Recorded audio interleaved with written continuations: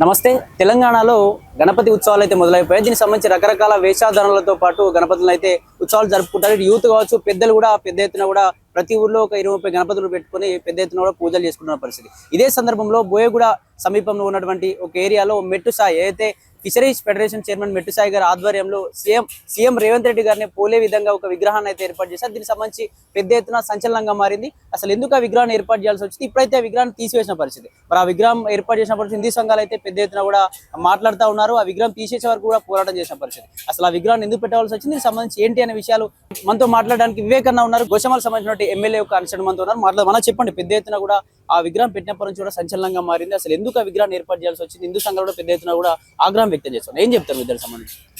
ఇప్పుడు ఆ విగ్రహానికి పెట్టే ఆలోచన ఆయనకి ఎందుకు వచ్చిందో ఆ ఫిషరీ చైర్మన్ గారికి నాకు తెలీదు. అది పెట్టడం చాలా తప్పు. మన హిందువులు ఎంతో భక్తి శ్రద్ధలతో గణేష మహారాజ్ అంటే హిందువులు ఎంతో భక్తి శ్రద్ధలతో పూజ 9 రోజులు 11 రోజులు కూర్చోబెట్టుకొని మన పూజ చేసుకోవడం జరుగుతుంది. కానీ ఆయన ఇంత పెద్ద నాయకుడై ఈ బుద్ధి తక్కువ ఆలోచన ఎందుకు వచ్చిందో నాకు అర్థం కాలేదు. ఒక షూజ్ గణపతికి ఒక షూజ్ వేసి ఒక మండపంలో కూర్చోబెట్టి, అంటే ఒక చిన్న పిల్లగాడు ఒక మండపం లోపల పోయినా చెప్పులు ఇప్పిపోయే మన సంస్కారం ఉంది. ఆయన ఏ విధంగా ఆలోచన వచ్చిందో ఎవరు చెప్పిరో తెలియదు. కానీ ఆయన రేవంత్ రెడ్డి గారి మీద అభిమానం ఉంటే ఆయన ఇంటి ముంగట పెద్ద స్టాచ్యూ పెట్టుకోమనండి. ట్యాంక్ బండ్లో ప్లేస్లు ఉన్నాయి, అక్కడ స్టాచ్యూ పెట్టుకోమని చెప్పండి. నేను ఒకటే చెప్తున్నాను, ఆయనకి మిట్టు సాయి గారికి పెట్టేది ఉంటే ఆ స్టాచ్యూ విగ్రహము అట్లా పెట్టుకునే ఆయనకు చూపించుకునేది ఉంటే సీఎం రేవంత్ రెడ్డి గారికి, ఆయనకి ట్యాంక్ బండ్ మీద ప్లేసెస్ ఉన్నాయి, ఆయన ఇంటి ముంగట కూడా ప్లేస్ ఉంది, అక్కడ పెట్టుకోమని చెప్పండి. ఈ విధంగా హిందూ మనోభావాలను ఎందుకు దెబ్బతీస్తున్నాడు ఈ విగ్రహం పెట్టి?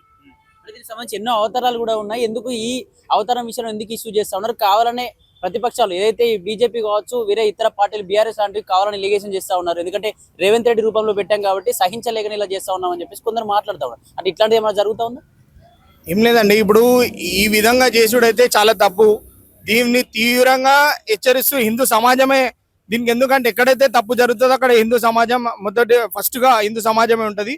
ఆయనకు చెప్పడం జరిగింది. ఆయన దీని మీద ఇంకోసారి చేస్తే దీనికి తీవ్రంగా మేము హెచ్చరిస్తున్నామండి. గోషమాల్ ఎమ్మెల్యే రాజసింగ్ గారు కూడా దీనిపైన ఫిర్యాదు ఇచ్చినట్టున్నారు. కంప్లైంట్ ఇచ్చిన వెంటనే డీసీపీ ఏదైతే ఆ ఏరియా ఉన్నటువంటి డీసీపీ కూడా వచ్చి వెంటనే తొలగించిన పరిస్థితి. అసలు ఎందుకు పెట్టవలసి వచ్చింది అంటే ఈ ప్రభుత్వం ఇట్లాంటి ఎందుకు జరుగుతా ఉన్నాయంటే ఏం చెప్తారు? నిజంగా ఈ ప్రభుత్వంకి ముందర నుంచి అలవాట, హిందువుల పైన రాజకీయం చేసి అలవాటు ఉంది. ఆయన ఏం చూపించుకొని హిందువులని కింద పరిచయం అర్థమవుతలేదు. దీన్ని మాత్రము ఈయనకి ఇప్పుడు రాబోయే కొన్ని రోజులలో తీవ్రంగా హిందువులు దీనికి సమాధానం చెప్తారు ఆ మెట్టు సాయి గారు. అసలు ఈ కాంగ్రెస్ గవర్నమెంట్ వచ్చినప్పటి నుంచి హిందువులకి రక్షణ లేకుండా పోయింది. ఎక్కడ చూసినా ఇప్పుడు జూబ్లీ హిల్స్ లో అమ్మవారిది చూసినాం మనం ఒకటి ఘటన. ఇప్పుడు ఈ విధంగా మెట్టు సాయి గారు ఒకటి గణేశుని పెట్టిండు. ఇది ఏమైతుందంటే ఈ కాంగ్రెస్ గవర్నమెంటా లేదంటే ముస్లింలు నడిపిస్తురా, కాంగ్రెస్ రేవంత్ రెడ్డి గారు నడిపిస్తురా తెలుస్తలేదు.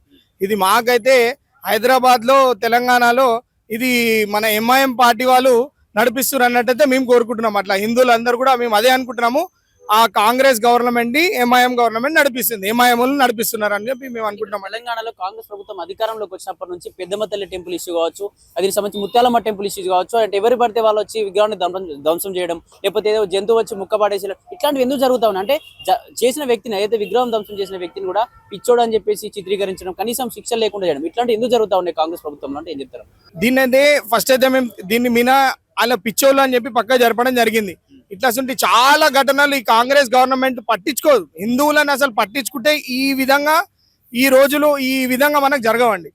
అంటే ఇట్లాంటి కొన్ని ఇతర పార్టీలు అయితే కాంగ్రెస్ ఏం చెప్తా ఉన్నారంటే ప్రతిసారి కాంగ్రెస్ కావచ్చు, కొందరు మేధావులు ఏం మాట్లాడుతూ ఉన్నారు అంటే కావాలనే బీజేపీ కావచ్చు, ఈ హిందూ ఏదైతే సంఘాలు ఏవైతే ఉన్నాయో ఇవన్నీ కావాలని ఎలిగేషన్ చేస్తా ఉన్నాయి. ఈ విగ్రహం విషయంలో కావచ్చు, పెద్దమ్మ తల్లి ఇష్యూ విషయంలో కావచ్చు రాజకీయాలు చేస్తా ఉన్నాయి. వీళ్ళు మతపరమైన రాజకీయాలు చేస్తారు. ఈ పార్టీలు కావచ్చు, హిందూ సంఘాలు ఇదంతా ఒకటే అని చెప్పేసి కూడా చాలా సార్లు మాట్లాడుతూ వస్తా ఉన్నారు. అసలు ఓన్లీ మీరే ఎందుకు మాట్లాడాల్సి వచ్చింది? హిందూ ప్రజలు కూడా అసలు ఎందుకు ఏకం కాలేకపోతారు ఇష్యూస్ విషయంలో?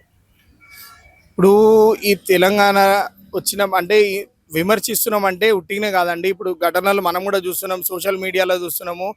ఏదన్నా తప్పు జరుగుతూనే కదా విమర్శన బయటికి. మేము పిచ్చోళ్ళమైతే కాం కదండి బయటకు వచ్చి గొంతు విప్పి ఉరవడానికి.